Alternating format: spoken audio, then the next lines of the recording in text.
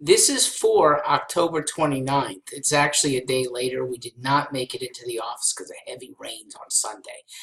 So you get two today. I wanted to talk about what hit me over the weekend in my emails and in a reading. This is from my party, the Democrats, who again are insisting on doing things to make Trump resign or impeach Trump.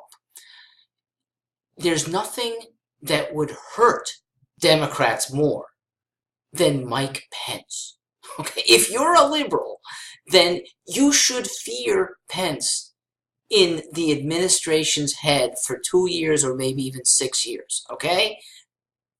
Look at what you're wishing for. Removing Trump and getting Pence. Pence is the guy that couldn't even run in the Republican primaries because he was so far to the right. Donald Trump, who was a Democrat up until a few years ago.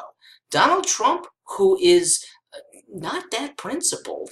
And most importantly, Donald Trump, who is willing to make deals.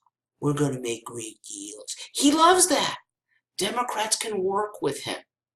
If I am occupying the governor's chair, I will be working with the Trump administration because it's good for Connecticut.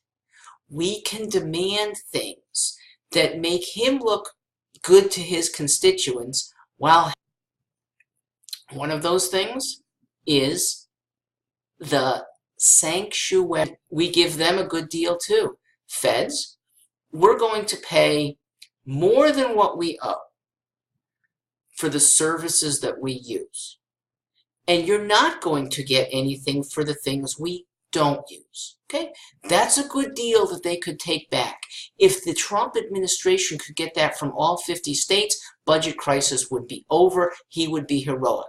We're going to start in our own way with a governor who's willing to talk sense with a person who I believe on the other end is sensible. Now, I'm going to bring up one more name, anathema to lots of progressives, Betsy DeVos. You should work with her too. She bleeds for kids who have substandard educations. And the progressives in my party who lockstep are behind teacher unions, whatever they say, they don't want success for kids as much as Ms. DeVos. We can have federal help as we restructure, and I believe the restructuring should be for choice in schools. Let the families whose students are trapped in failing schools, let them escape and better their own educations. And the beauty of this system is it keeps marginal schools alive only if they're going to do better. They will do better. And so what is most important is that the regime of choice ends up being one that elevates everyone.